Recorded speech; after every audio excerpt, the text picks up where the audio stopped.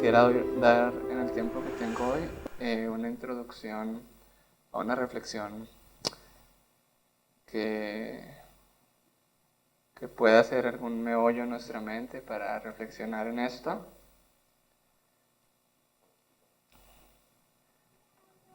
Los invito a abrir sus Biblias en Hechos, capítulo 17.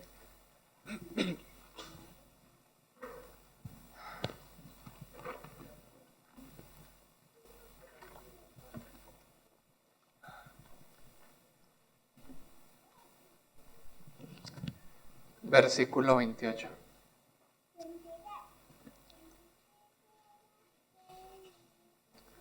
Porque en Él vivimos y nos movemos, como también algunos de vuestros poetas han dicho, porque también nosotros somos linaje suyo.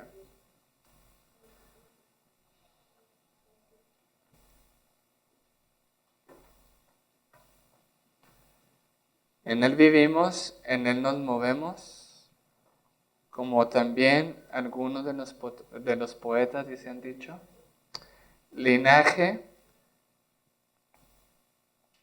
somos suyo.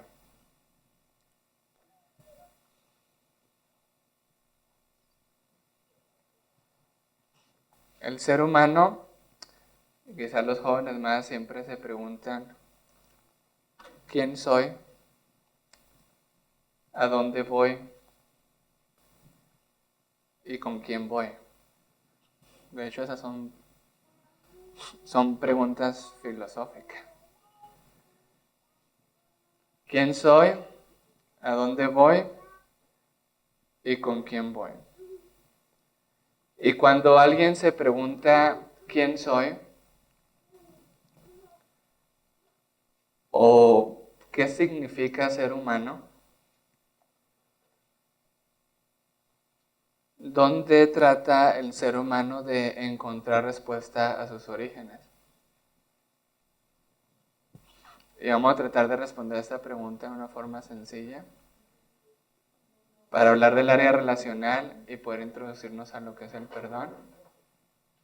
Cuando alguien se pregunta qué significa ser humano, ¿será que los perros se preguntan qué significa ser perro?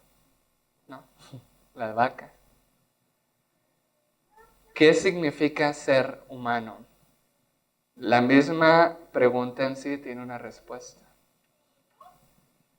El mismo hecho de que yo me pregunte quién soy o qué significa ser humano, la pregunta tiene una respuesta. ¿Qué dice Génesis 2:7?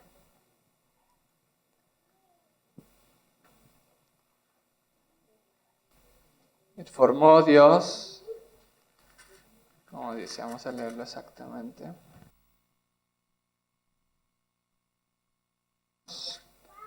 Versículo 7.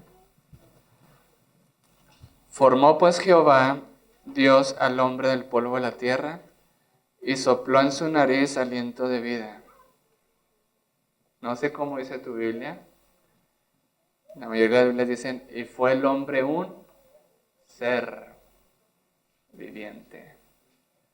¿Qué significa ser humano?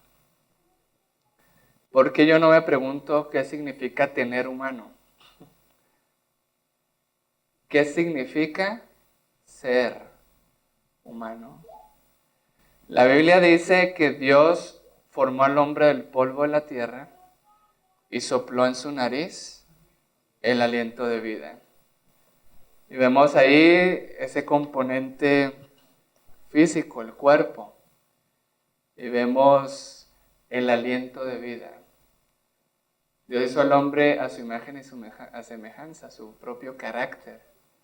Elena de White dice que el carácter son las emociones y los pensamientos y los sentimientos combinados forman el carácter moral. Así que cuando yo me pregunto qué significa ser humano, la misma pregunta tiene una respuesta, yo soy un ser.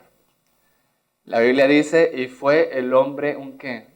Un ser viviente. Ser tiene que ver con vida, no solamente con existir. Pero un ser siempre tiene que ver con algo integral, con una unidad. En Génesis 2:7 vemos que el ser se compone de lo que Dios formó del polvo de la tierra, más el aliento de vida. Y por eso la Biblia dice que la muerte es el proceso inverso. ¿Qué pasa cuando alguien muere? ¿Qué pasa con el polvo? ¿Qué pasa con el polvo? ¿Qué pasa con el cuerpo? ¿Qué pasa? ¿Ok? ¿Y qué pasa con el aliento? ¿Ok? Es un proceso inverso. El ser humano es un ser, es integral. Yo pedí el pizarrón, pero creo que como que si marco ahí no van a ver bien. Así que imagínenselo en su mente. El ser humano es una unidad, es un ser. Y cuando esos componentes que lo hacen ser uno, una unidad, se parten, es donde la vida comienza a desintegrarse. Así que cuando yo me pregunto qué significa ser humano, la Biblia dice en Deuteronomio 6:4, oye pues, oh Israel, porque Jehová vuestro Dios, ¿qué dice? Uno es. Y dice uno no de número, sino de ¿qué? De unidad. Dios es amor y el hombre fue formado para amar. El hombre es hecho en la imagen de Dios. Dios es uno y el hombre fue creado para ser uno dentro de todos sus contextos. La enfermedad física, ¿qué es? Cuando una célula se revela. Cuando una célula pelea contra otra célula. Una neurona contra otra neurona. Cuando un órgano ya no quiere hacer sus funciones. ¿Qué es lo que destruye la familia? Cuando ya no se es uno. Cuando el hijo ya no quiere ser hijo. O cuando el padre quiere dejar de ser padre. La enfermedad mental igual es el hombre partido. Pienso una cosa y siento otra cosa. No te comas la torta o el pastel, no sé cómo es en aquí. Una vez al año no hace daño. Sé que no lo debo de hacer, pero lo quiero hacer. Así que el ser humano es una unidad, debe de ser uno, y esa unidad, vamos a ver cuáles son sus elementos. Cuando el ser humano dice, ¿qué significa ser humano? Y se está haciendo una pregunta, aparte de responder qué es una unidad, el mismo hecho de que se haga una pregunta tiene una respuesta. Soy un ser racional. Puedo hacer preguntas. Así que soy una unidad que piensa y que no puede estar partida. Y cuando tú te das una respuesta a lo que tú piensas, en base a la respuesta que tú tienes un sentimiento. ¿Qué significa ser humano? El que dice que es mico, chango, ¿cómo dicen? Mono. Yo no sé qué siente después de darse esa respuesta. Soy una unidad que piensa y soy una unidad que siente. Y luego me doy cuenta que lo que yo pienso y lo que yo siento se convierte en una ¿qué? Eso es lo interno. Lo que yo pienso y lo que yo siento es lo interno y eso se convierte en algo externo como una conducta, como una acción. Así que soy un ser, soy una unidad que piensa, siente y hace. Y estas tres cosas tienen que ser una sola. Al ser humano le llaman individuo, ¿no? Que viene la palabra de indivisible. Algo que no puede estar partido. Así que esa unidad piensa, siente, hace. Pero yo me doy cuenta que cada acción mía influye en el principio de vida o muerte en el otro y también influye para vida o para muerte en mi persona. Y esto se le llama que soy un ser que piensa, siente, hace, pero también soy un ser social. No puedo estar solo. Soy una unidad que piensa, siente, hace y soy social. Porque me doy cuenta que yo no soy la única unidad. También hay otras unidades que piensan, que sienten, que hacen. Y que lo demás hacen me afecta y lo que yo hago afecta a los demás. Y cuando me doy cuenta que afecta para bien o para mal, me doy cuenta que soy un ser que piensa, siente, hace, soy un ser social, pero también soy un ser moral. Lo que yo hago afecta a los demás, y no solamente afecta a los demás como un área social. Lo que yo hago influye en el principio de vida, en el principio de muerte. Influye para amar o influye para destruir. Así que cuando yo tomo cada uno de estos componentes, pensar, sentir, hacer, un ser social, un ser moral, y los comienzo a analizar en forma personal cada uno de ellos, me dicen que yo estoy partido. Yo pienso una cosa, pero siento otra cosa. Pablo lo dijo en Romanos 7, lo bueno que quiero hacer, no lo hago. Romanos 7:15, el querer está en mí, pero no el hacer. Romanos 7:19, lo bueno que quiero hacer no lo hago. Y lo malo que no quiero hacer, eso hago. Soy un ser partido. El plan de Satanás es partirlo todo. La enfermedad física, la enfermedad mental, los problemas familiares. Todo eso es que lo que Dios hizo uno, Él lo ha partido. Cuando veo mis sentimientos, el hambre de amor que tengo, de ser el centro de atención, de ser aceptado, de ser amado, de ser reconocido, de ser honrado, de ser puesto en alto, me dice claramente que soy un hombre partido. Y cuando vemos lo moral, ¿qué es lo que hace sufrir hoy a la gente? Lo moral. Cuando los principios de vida son violados y entonces llega la muerte y el dolor, sencillamente nos dice que estamos partidos. Y Dios nos diseñó para ser sociales y hoy cada vez nos estamos aislando más los unos de los otros. Cada vez hay familias que ya ni siquiera se sientan a la mesa a comer juntos. Y si lo hacen, hay música o televisión. O cada quien está en su aparato electrónico. No importa qué elemento de esa unidad tomemos, nos dice a gritos que estamos partidos. Y por eso el ser humano tiene un hambre de ser integrado. Y por eso el único que puede integrar y la única respuesta que puede haber es Dios.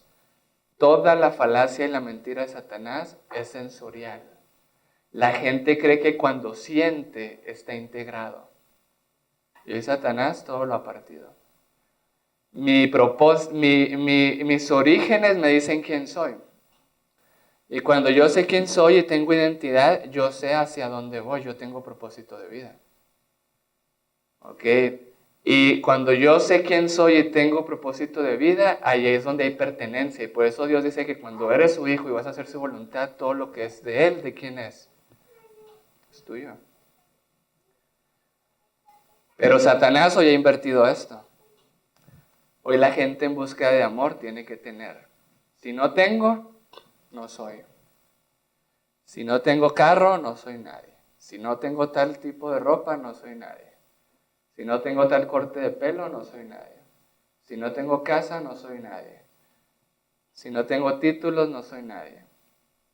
El vínculo en el ser es donde tenemos identidad, tenemos propósito y tenemos pertenencia. Y hoy Satanás todo lo hace al revés.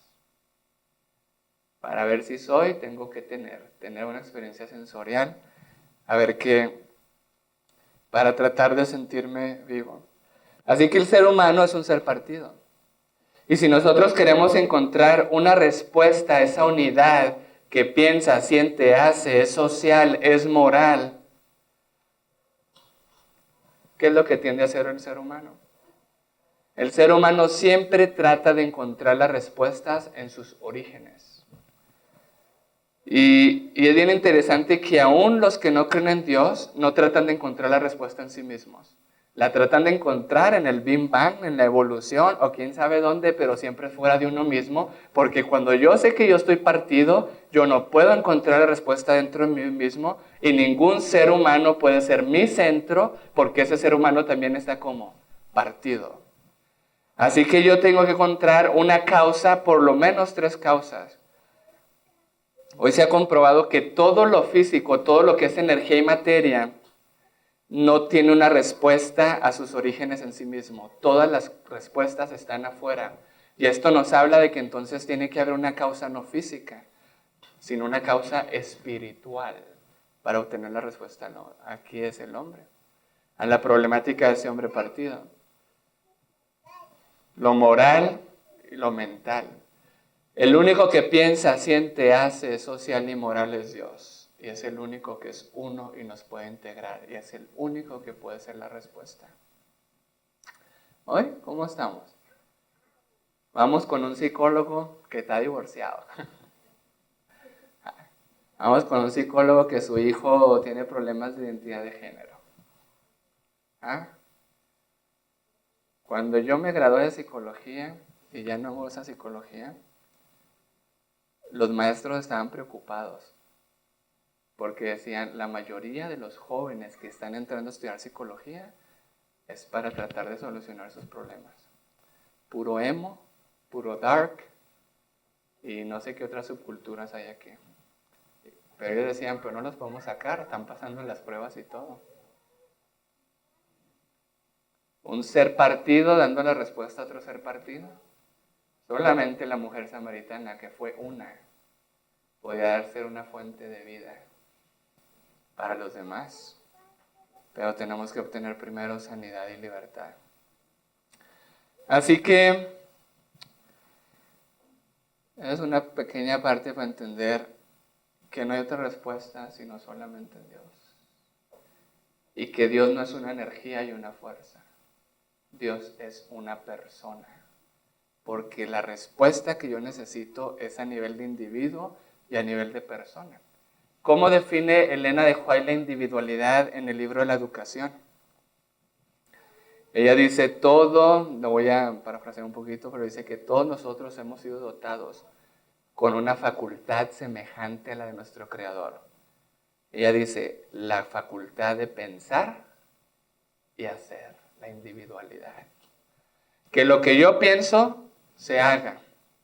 Eso es ser individual, eso es individuo, que lo que se piensa se hace, no está partido. Eso es individuo, indivisible. Eso es individuo. Y Dios dice que el hombre debe buscar su individualidad, que la mujer no debe perder su individualidad en el matrimonio, ni el hombre, ni los hijos. Satanás ha distorsionado lo que es individualidad con independencia. ¿Ok? Satanás quería individualidad en el cielo o independencia. Cuando el joven dice, es que quiero mi individualidad, ¿quiere individualidad o independencia? ¿Qué es lo que quiere? Porque la decisión que el joven quiere, si lo va a partir, eso no es individualidad. Lo que quiere es independencia y toda independencia destruye la individualidad. Si yo separo lo que pienso de lo que hago y lo que siento y eso destruye a los demás, todo eso está implícito en el ser humano. Así que tenemos que entender que Dios nos dio la individualidad y esa es la facultad de ser uno. De que todo elemento que nos compone y que llamamos quizá mente, y la mente y el cuerpo debe de ser uno, no debería estar partido. ¿Qué es lo que parte más esto? Es en función del vínculo donde yo sé quién soy. Es en función del vínculo donde yo tengo pertenencia, es en función del vínculo donde yo tengo propósito de vida. Y Satanás dijo, es en función del tener. Si tú tienes propósito. Si tú tienes, sabes quién eres. Y si tú tienes pertenencia. Y si no, no eres nadie. Es solamente en función del vínculo. Y por eso lo que más ha querido dañar Satanás y lo que más nos duele es cuando un vínculo se destruye. En cuanto el hombre se desvinculó con Dios, ¿qué pasó entre Adán y Eva? Todas sus esferas relacionales se destruyeron. Adán y Eva eran uno, pero cuando el hombre pierde su vínculo original, su modelo original, su vínculo que lo llena de amor, entonces encontramos ahora el vínculo de prójimo a prójimo, del ser humano a ser humano destruido. Adán y Eva peleando. Caín matando a Abel. todo lo que debería haber un vínculo y una armonía, al separarnos del vínculo perfecto de Dios, se destruye.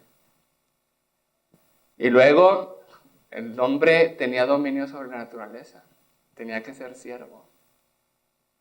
Y sabemos que aún la naturaleza, ¿qué hace ahorita? Clama, gime, por cómo el hombre está destruyendo su vínculo con la naturaleza. En Génesis 9, Noé tenía miedo. Habían quedado Noé y su familia, ¿y cuántos animales habían quedado? Y Génesis 9, 1 y 2 dice que Dios puso nuevamente el temor sobre los animales. El hombre pierde su vínculo con Dios y todos los otros vínculos se destruyen. Se destruye el vínculo con el ser humano, el vínculo con la naturaleza, y la mente, que debería ser una, se parte. Y ahora el hombre ya no tiene dominio propio. Ahora el hombre tiene temor, inseguridad, vacíos, insatisfacción, ansiedad, angustia, etc. Ahí está en Génesis 3 toda la base de la enfermedad mental, que es el resultado de partir el vínculo con Dios. Todo problema relacional es el resultado de desvincularnos con Dios. Todo problema es el resultado de perder el vínculo con el Señor. Y por eso la sierva del Señor dice que lo que va a traer unidad, esta es una cita de Hogar Cristiano. Déjenme si la leo. Esta cita a mí me ha ayudado para muchas cosas, no solamente para la salud mental, sino para cómo alcanzar a mi familia, para cómo ayudar a los jóvenes, cómo lograr la unidad en la iglesia, para todo. Okay. Hogar Cristiano, página 158, párrafo 1. El secreto de la unidad familiar. Lo que causa división y discordia en las familias y en la iglesia es la separación de Cristo. ¿Cómo dice? Lo que causa división y discordia en las familias y en la iglesia es la separación de Cristo. Acercarse a Cristo es acercarse unos a otros. El secreto de la verdadera unidad en la iglesia y en la familia no estriba en la diplomacia, ni en la administración, ni en un esfuerzo sobrehumano para vencer las dificultades, aunque habrá que hacer mucho de esto, sino en la unión con Cristo. ¿Cuál es el secreto para la unidad? La unión con Cristo. Representémonos un círculo grande desde el cual parten muchas rayas hacia el centro. Cuanto más se acercan estas rayas al centro, tanto más cerca están una de la otra. Así sucede en la vida cristiana. Cuanto más nos acerquemos a Cristo, tanto más cerca estaremos el uno del otro. Dios queda glorificado cuando su pueblo se une en una acción armónica. ¿Cuál es el problema de la desunión? ¿Cuál es el secreto de la unidad? Yo he entendido esto y quiero entenderlo, y a veces es una lucha.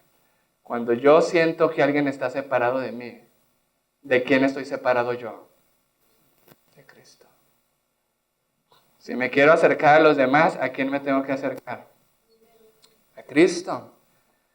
Todo ser humano que pierde su vínculo con Dios va a destruir todas sus esferas relacionales, con la naturaleza, con la familia, con la pareja, porque solo hay un modelo. Y la mayor transformación de la mente es que la mente se transforma en base a lo que contempla. Y cuando el hombre contempla lo partido, se transforma en lo partido. Pero cuando el hombre contempla a Dios, que es uno, solamente así puede restablecer la unidad y la armonía.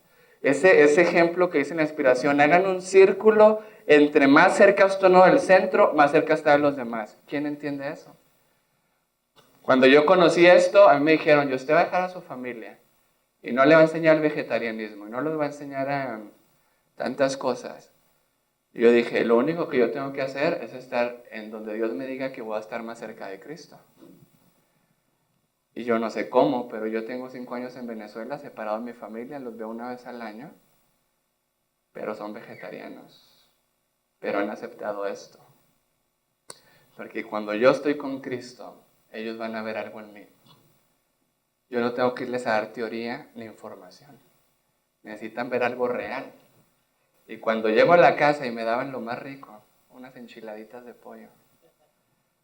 Esa era mi comida favorita. Ahora tiene que ser de tofu. Y les dices que no. ¿Qué ven ellos ahí? Alguien que dice que no. A mí me costó, las tentaciones eran muy grandes. Pero la primera que me gané fue a mi cuñada. Y cuando mi cuñada vio el cambio que yo había hecho, y yo le di un secreto, mi hermano es renegón, corajudo, airado. Le dije, dele una vez carne a la semana y cuánto que deja de ser así. Y lo hizo. Y dijo, ay Dios, ¿qué está pasando? Y le empezó a dar carne una vez al mes. Y a mi hermano no le gustaban los perritos. Pero cuando no comía carne, llegaba y era hasta feliz con los perritos. Cuando tú estás más cerca de Cristo, tú estás más cerca de los demás. Y tienes que entender eso por la fe. Pero bueno, no estamos hablando de eso, estamos hablando de otra cosa. Necesitamos a Dios en el centro de nuestras vidas. El vínculo. Dios creó al hombre ¿para qué? ¿Para qué hizo Dios al hombre? ¿Para qué formó Dios la mente? El pastor hablaba en esta semana. Para amar. Y el amor solo se da en función del vínculo. Uno ve la creación y uno porque ya se sabe la historia, pero yo creo una persona que lee por primera vez dice, ¿y para qué Dios hizo el agua? Y después dice uno, Dios iba a poner los peces. ¿Y para qué Dios hizo la tierra? Iba a poner árboles, plantas. ¿Y para qué hizo las plantas y los árboles? Todo lo que Dios hizo, lo hizo con un propósito. Y cuando formó al hombre, ya había agua, ya había luz, ya había comida, ya había trabajo, ya había todo. Y lo hizo el sexto día. Pero el séptimo día nos dice cuál es el principal y el primordial propósito por el cual Dios hizo al hombre. Para estar en comunión con Él.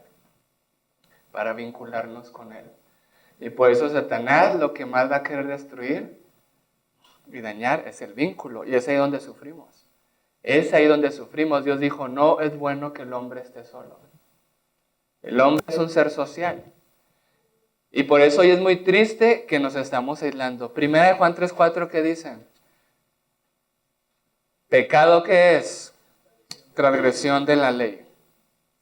Así que si pecado es transgresión de la ley, ¿qué es lo más fácil de hacer para no pecar? ¿Qué es lo más fácil de hacer para no robar, para no matar, para no responder con rabia? ¿Qué es lo más fácil? ¿Vivir en grupo? ¿Vivir en comunidad? ¿O alejarte? Alejarte. Y es tan triste que nosotros en un nivel, para cumplir 1 Juan 3:4, lo que queremos es alejarnos de los demás. Si no la veo o si no lo veo, no me enojo. Y ese día no la vi, y ese día, gloria a Dios porque no me enojé, pero es porque no la vi. ¿Ok? Y los padres le hacen la isla al hijo, para que no peleemos. Viva allá, viva acá. 1 Juan 3:4 te dice que no debes de matar, no debes de robar, no debes de cometer adulterio, debes de honrar a papá y a mamá. Pero eso no lo es todo. El ser humano es relacional. Y si tú eres relacional y tú sabes que hay un vínculo y que hay una unidad y que tus pensamientos solo son para vincularte y que el sentimiento es lo que produce un vínculo químico, hormonal, fisiológico, como le quieran llamar, te vas a dar cuenta que no basta con no matar. No basta con no robar. ¿Qué dice la Biblia? Vamos a leer Santiago 4:17.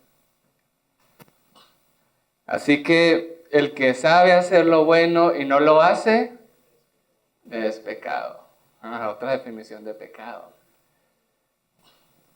Yo compartí un poquito eso en el Congreso y les decía a los jóvenes que antes de yo llegar a Venezuela yo creía que era un santo. porque no robaba, no mataba, no codiciaba, no cometía adulterio. De acuerdo a 1 Juan 3:4, uff. Pero cuando llegas a la comunidad y ves que hay necesidad, y ves que alguien necesita otra cosa, y ves que tú puedes ayudar, o ves que tienes que aprender para ayudar, tú entiendes que si sabes hacer lo bueno y no lo haces, ¿qué es? Pecado. Es pecado. Así que, ¿de qué me sirve decir que no soy un asesino si yo no genero vida? ¿De qué me sirve decir yo no miento si mis palabras no dan aliento de vida? ¿De qué me sirve decir no robo, no robo? Si lo que tengo aquí no lo comparto. El que sabe hacer lo bueno y no lo hace, le es pecado. Entonces, cuando yo llegué a Venezuela, lo primero que aprendí fue, tengo que aprender a no dañar a los demás. Pero también tengo que aprender a amar y a servir a los demás. Eso es lo más difícil. Yo creo que nosotros nos hemos quedado en 1 Juan 3:4. Porque si vemos Santiago 4:17, ¿sabe hacer lo bueno y no lo hace? Le es pecado. ¿Vio hoy a alguien en necesidad? ¿Podía hacer usted algo? Es pecado. Ayer leía una cita con el pastor Restrepo, que está en el penúltimo capítulo del Deseado a todas las gentes. Y dice, los sufrimientos de todos los hombres son los sufrimientos de Cristo. Y cuando no suplimos esa necesidad, vamos a recibir la ira de Dios. El que sabe hacer lo bueno y no lo hace, es pecado. Por cuanto lo hiciste a uno de esos pequeñitos, a mí lo hicisteis. Si tanto ama a Dios, yo no me quedo en una obediencia superficial de la ley. No mato, no robo, no hago lo otro. La ley tiene que entrar a mi corazón y produce amor y servicio por el semejante. Me convierte en siervo. Y el siervo sabe hacer lo bueno y lo hace. El que sabe hacer lo bueno y no lo hace, le es pecado. Una palabra de aliento, un vaso de agua a otra persona, compartir lo que tú tienes. No nada más querer que te escuchen hablar de ti, generar vida, hablar palabras de aliento a otras personas. Eso yo lo aprendí en la fundación y sí me costó. ¿Por qué me costó? Pues porque yo creía que era santo y no, uno tiene que amar. ¿Y qué es lo bueno? El que sabe hacer lo bueno y no lo hace, le es pecado. ¿Y qué es lo bueno? Amar y servir. Amar y servir. No ser vencido por lo malo, sino hacer qué? Sino vencer con el bien. Así que hablando del vínculo, para mí si lo pongo en unos escalones, el primer paso es aprender a no dañar al otro, a no matarlo, a no robarlo. Pero tengo que aprender conviviendo con el otro, no aislándome del otro. ¿Ok? Y después, aprender a amarlo, a servirlo. Hay 2 escalones más y están en función de lo mismo, pero digamos en el vínculo del otro hacia mi persona. Yo aprendo a no dañar al otro y aprendo a amarlo. Ahora tengo que aprender a recibir el amor del otro. Y ustedes van a decir, eso es lo más fácil. Que te den de comer, que te hagan masajito, que te abran la puerta, que te traten bien. ¿Cómo eso te va a destruir?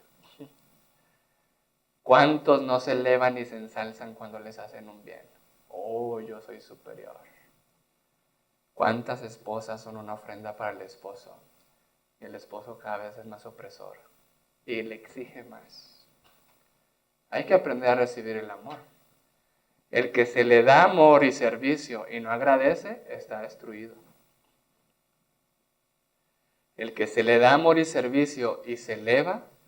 ¿Qué pasó con Amán? El rey Asuero le dio un trono más grande y lo puso por arriba a todos los demás. Y esa fue su destrucción. Yo tengo que aprender a no dañar. Tengo que aprender a amar y servir. pero tengo que aprender a recibir el amor de los demás. Y otros ni siquiera lo recibimos, y eso es egoísmo. A mí que nadie me sirva. Y nos quieren hacer un favor y nos quieren hacer un bien, y no, mi orgullo no me permite, yo pago. Deje que el otro pague de vez en cuando.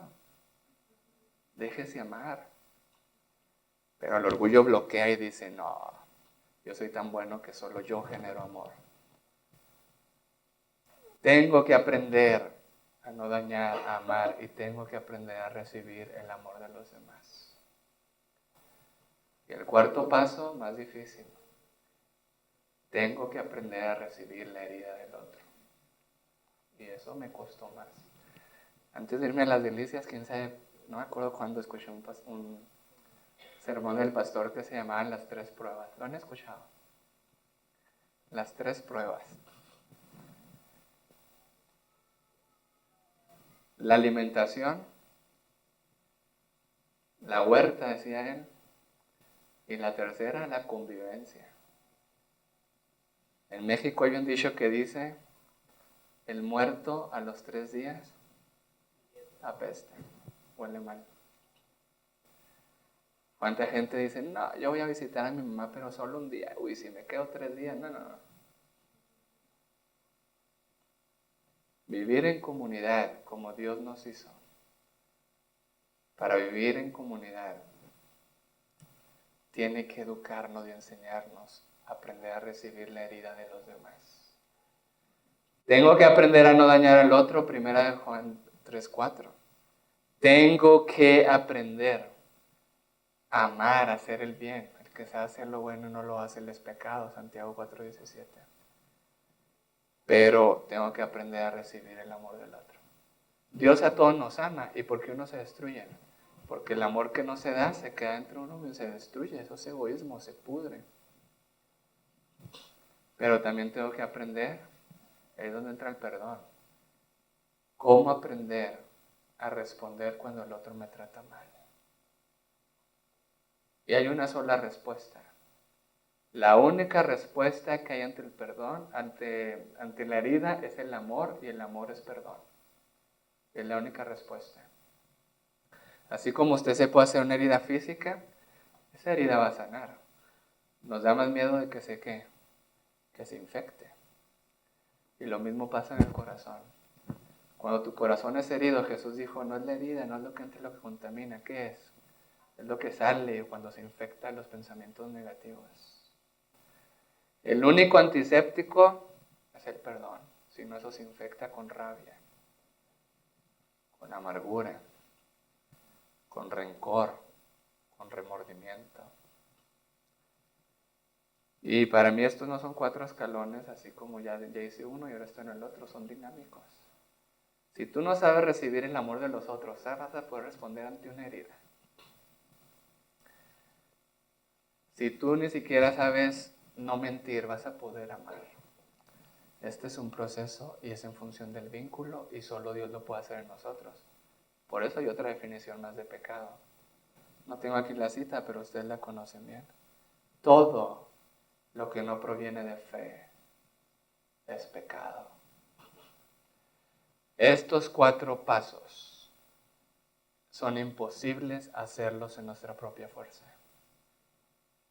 Porque cuando necesito, ahí me justifico y ahí sí robo. Cuando me hieren, ahí sí quiero matar. Y Jesús dijo que matar era desde dónde comenzaba. En la mente, en los pensamientos. Fornicar y adulterar, desde dónde comenzaba. El que mira a una mujer para codiciarla, ya adulteró en su corazón. Yo necesito el poder de Dios, la fe de Jesús obrando en mi vida, para cumplir 1 Juan 3:4, para no matar, para no robar, para no mentir. Todo lo que no proviene de fe es pecado. Yo necesito el amor de Jesús en mi corazón y ver que Él es un siervo, para yo poder amar y convertirme en un siervo. Porque si amo en mis propias fuerzas, si sirvo en mis propias fuerzas, me destruyo. Y después le exijo al otro, porque nosotros damos para recibir, y cuando no recibimos, Ahí sí nos quejamos y protestamos. Aprender a recibir el amor y que nuestra respuesta sea solamente humildad. Considerarnos indignos por el servicio, el amor que los demás nos dan, que Dios nos da. Todo lo que no proviene de fe, que es pecado. Romanos 14, 23. Ahí está el versículo. Todo lo que no proviene de fe es pecado. Y más en el cuarto punto. Necesito de Dios para poder perdonar. La mentira más grande de todas las personas es que pueden perdonar en su propia fuerza. Y por eso yo nunca he encontrado a alguien que ha podido perdonar en su propia fuerza. Y hoy la mentira más grande es hasta perdónate a ti mismo. Perdónate a ti mismo. Esos son los efectos de la psicología dentro del cristianismo.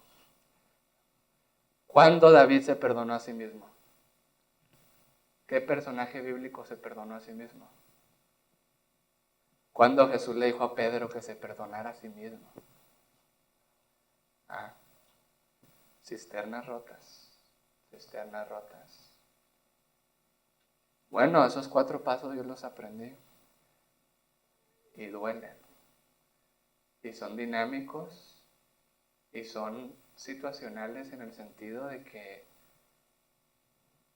cada vez que tú tienes que amar, perdonar, servir, no dañar, recibir amor, necesitas de Jesús. La lucha es cada día. La lucha es cada día. Es lo que Dios me ha enseñado en 5 años. Y le doy gracias. Le doy gracias porque no estoy aislado. 3 años en un hogar de señoritas con 25 muchachas. Uy. Y hacen revolución y huelga. Y usted se entrega. Y a eso no le pagan con un... Pero le doy gracias a Dios que la palabra nunca falla. El que paga con un bien el mal que ha recibido, eso no falla. Esa cita que dice, carbones encendidos pondrás sobre la cabeza. Romanos 12, 20, 21, ascuas. Las versiones modernas, ¿saben cómo lo traducen? Y harás que su cara se enrojezca. Y le sacarás los colores de la cara, así lo traducen otras versiones. Solo Dios puede ayudarle a uno. Y solo ponerlo en el vínculo con otra persona va a sacar lo que Dios quiere purificar en nosotros. Lo va a sacar. Yo tuve muchos roces con mi esposa en el hogar de señoritas. Porque él decía, trátalas así, y ella no, y yo sí. ¿No? Pero le doy muchas gracias a Dios que hoy no podemos vivir solos. Estar solos ya se siente muy feo. Salimos de ahí, después teníamos 6 muchachas, ahorita tenemos 2 muchachos. Y es por el espacio de donde vivimos. Pero cuando usted aprende a vivir con alguien, no puede vivir solo. Aunque haya peleas, eso es lo que le ayuda a crecer. Y la palabra de Dios nunca falla. Nunca falla. Yo le doy gracias a Dios que en ese tiempo, las muchachas que más me odiaron, todas el Señor ha tocado su corazón y somos los mejores amigos. Y han podido venir a decirme, le doy muchas gracias, porque usted fue el único que me dijo lo que era. Muchas gracias porque usted fue el único que me dijo no, porque hoy lo he aprendido. Y la gloria es para Dios. El problema, hermanos, está en el vínculo.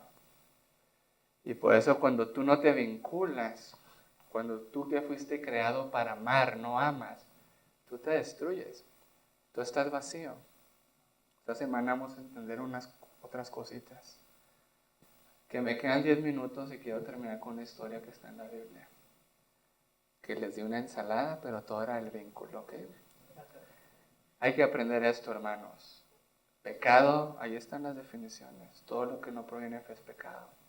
El que sabe hacer lo bueno y no lo hace, es pecado. Transgresión de la ley es pecado.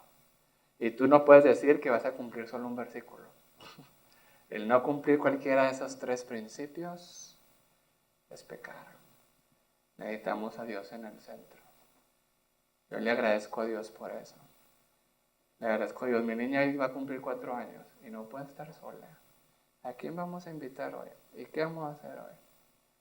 Y ellos tienen que aprender. Y le doy gracias a Dios que hace 3 semanas le dije, voy a Bolivia 3 semanas. Y le puse el calendario. Ayer hablé con ella y me dice que lo está marcando.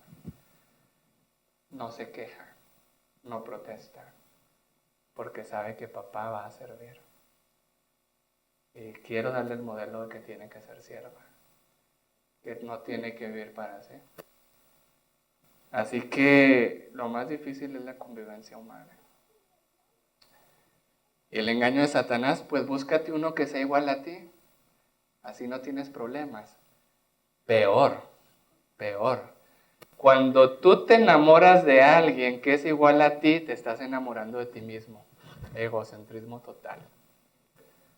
Son las diferencias las que nos permiten crecer y salirnos de nuestro caparazón.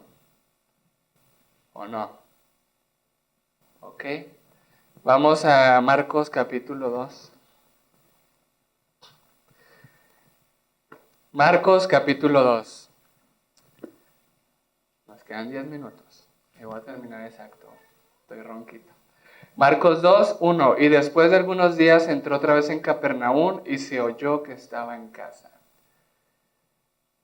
Cuando yo recién llegué a las Delicias y me pusieron a dar los cultos, pues leí Ministerio de Curación que decía que hay que hablar siempre de Jesús. Así que por 1 año, casi 2 años, yo siempre hablaba de los milagros de Jesús. Y wow, lo que uno puede aprender de los milagros de Jesús. Lo primero que siempre encuentran en cada milagro de Jesús, siempre usa el verbo oír. Cuando el leproso oyó hablar de Jesús. Cuando la mujer oyó hablar de Jesús. La fe viene ¿por qué? Por el oír. Y el oír la palabra de Dios. Casi todos los milagros de Jesús dicen esto. Y se oyó que estaba ¿dónde? En casa. Y Elena de Juárez dice que era la casa de Pedro. Inmediatamente se juntaron muchos, tanto que ya no había lugar, ni aún a la puerta, y les predicaban la palabra. Entonces vinieron a él unos trayendo un paralítico que era cargado ¿por qué? Por 4. Ahí aparece la multitud, y ese es otro principio de los milagros de Jesús. Siempre la multitud es un obstáculo. Lean los milagros de Jesús. Siempre la multitud es un obstáculo. Y la fe va a atravesar ese obstáculo. Así que 4 amigos lo llevaron y era un paralítico. Y para poder entender un poco más la historia, déjame decirte que no hay paralíticos físicos solamente. Hay emociones que paralizan. El miedo paraliza. La angustia paraliza. La depresión paraliza. Cuando tu vida gira en lo que pasó hace 10 años, tú estás paralizado. Y espiritualmente, paralizados también podemos estar. Leo la Biblia, estudio, hago todo, hasta estudios bíblicos doy. ¿Y por qué no crezco y soy bueno de mí mismo? Estás paralizado, estás paralítico.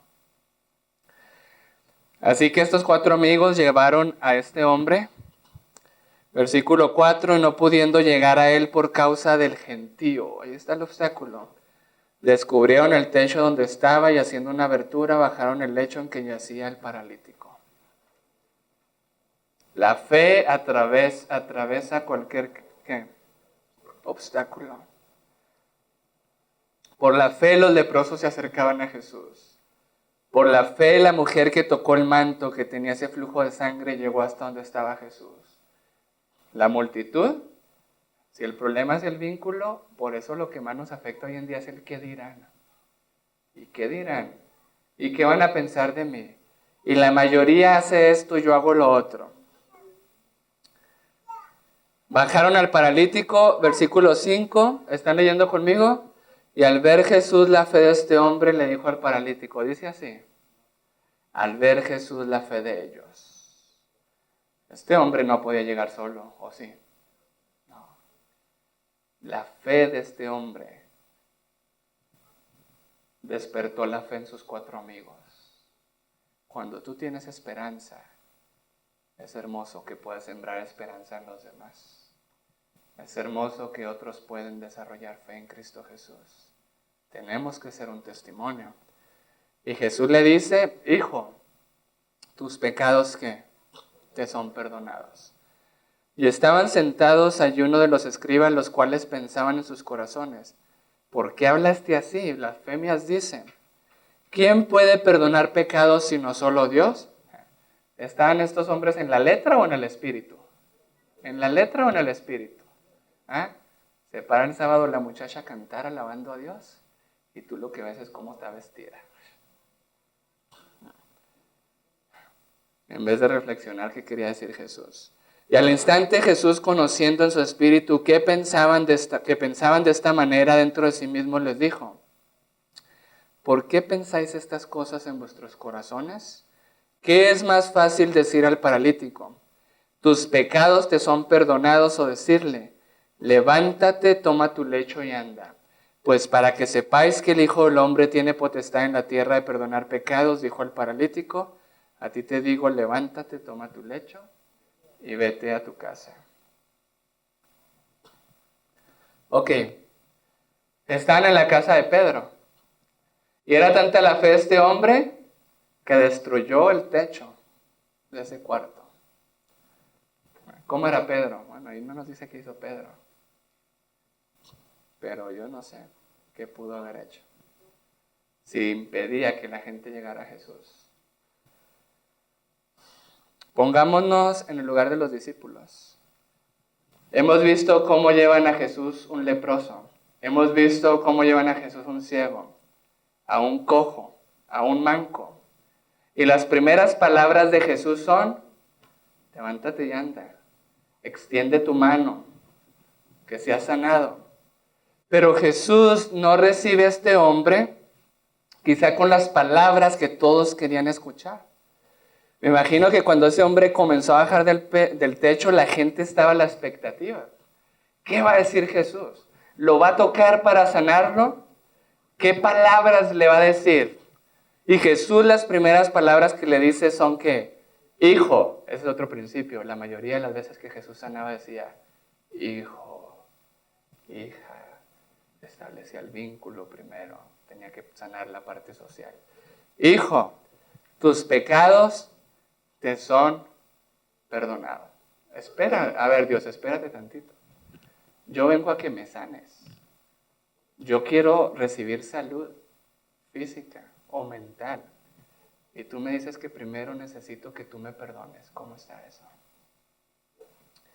En la Biblia hay una relación íntima, y esta semana lo vamos a ver también con la ciencia, entre lo que es la salud y lo que es el perdón. ¿Qué dice Santiago 5, 15 y 16? Confesaos vuestras faltas los unos a los otros para que seáis sanados. ¿Qué dice el Salmo 103? Él es el que sana todas tus dolencias, el que te rescata del hoyo de tu vida, el que te corona de favores y misericordias. Y antes dice que es el que perdona los pecados. Tú vas a Jesús porque requieres sanidad, y Jesús lo primero que te dice es: tus pecados te son perdonados. Y luego, cuando ellos comenzaron a cavilar en sus corazones, Jesús dice: pues para que sepáis que el Hijo del Hombre, versículo 10, tiene potestad en la tierra de perdonar pecados, a ti te digo, levántate, toma tu lecho y vete a tu casa. Yo no sé si ustedes han analizado lo que aquí dice Jesús. Cuando la gente está esperando que Jesús le diga: levántate, toma tu lecho y vete a tu casa, ¿qué le dice Jesús? Tus pecados te son perdonados.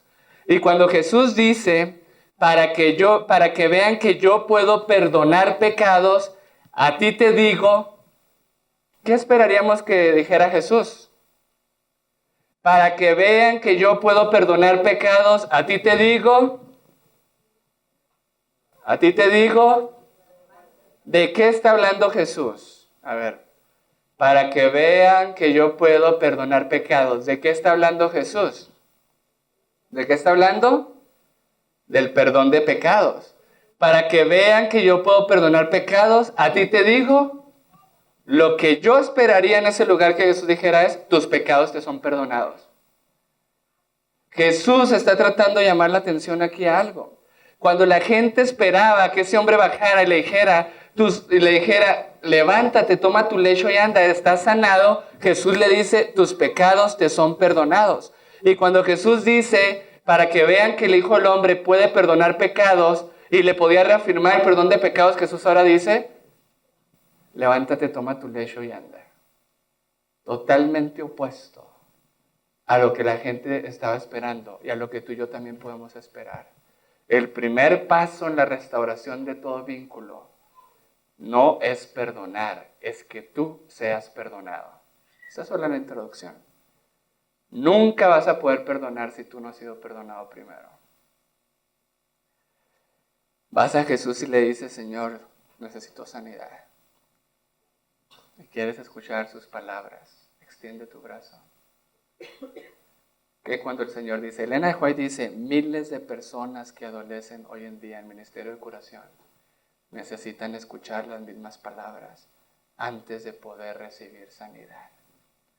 Mente, carácter y personalidad dicen que muchas personas, que muchas enfermedades físicas no van a poder sanar si primero no reciben perdón de pecados y tienen paz en su mente. Hay una conexión íntima entre la mente y el cuerpo. Cuando uno sufre, el otro simpatiza. Eso es como la familia, o como debería ser la familia. Si la esposa sufre, sufre hijos y sufre papá. Si papá sufre, sufre la esposa y sufren los hijos. Si los hijos sufren, sufre papá. ¿Y quién más sufre? Sufre la mamá. Hay una relación íntima. No podemos separar lo relacional y lo del vínculo con la salud y la sanidad. No lo podemos separar. Jesús dijo, y por eso Jesús dijo, ¿qué es más fácil decir? ¿Decirle tus pecados te son perdonados? ¿O decirle que se levante y ande? ¿Qué es más fácil decir? Es lo mismo. Cuando Jesús sanaba en la Biblia, Jesús siempre sanó física, mental y espiritualmente. Y hubo unas excepciones y es porque las personas no quisieron. Por ejemplo, los 10 leprosos. Jesús les dijo, vayan y preséntense, en el camino se sanaron. ¿Y cuántos regresaron? Solo uno. Y era samaritano. Y ese que regresó, entonces escuchó las palabras de Jesús. Tu fe te ha salvado. Ve en paz. Recibió sanidad física, mental y espiritual. Los otros 9, solo sanidad física. Solo sanidad física. Hay una relación íntima entre la mente y el cuerpo. Y el perdón no lo podemos separar. Porque el amor se da en una relación bonita. Pero el perdón es el amor en una relación dañada. Y fuimos creados para amar y fuimos creados para perdonar. Y el único método que funciona para restaurar las relaciones es el que Dios ha hecho con nosotros. Restaurar el vínculo. Amar y perdonar, lo único que puede funcionar. Así que el Señor nos hace esa pregunta a nosotros. ¿Qué es más fácil? ¿Qué es más fácil para mí? Para quitarte tu depresión y tu ansiedad. Y en esta semana vamos a ver que aún muchas enfermedades físicas. ¿Qué es más fácil? ¿Qué es más fácil? Decirte levántate y anda o tus pecados te son perdonados. En Salmo 38, léanlo, es el Salmo de la culpa, ¿ok? David tenía mucha culpa. Y ese Salmo, si agarran palabra por palabra y la buscan en el diccionario, van a encontrar todos los síntomas físicos y mentales que David tenía por su pecado. ¿Ok? Pero él escribió en el Salmo 32. ¿Verdad? ¿Qué escribió? Mi pecado te confesé. Hasta que confesé, hasta que hablé, entonces fui sanado. Entonces mi sequedad se convirtió en un verdor. El primer paso para ser sanados es que Dios te perdone, no es perdonar. Y esta semana tenemos que contestar una pregunta donde la gente está engañada. ¿Perdonas para que Dios te sane? ¿O Dios te sana para que puedas perdonar? Porque la mayoría de nosotros estamos en el lugar equivocado, haciendo lo imposible. Y nunca lo vamos a lograr. Él te quiere decir, tus pecados te son perdonados. Y nos va a dar paz en nuestro corazón. Que Dios los bendiga.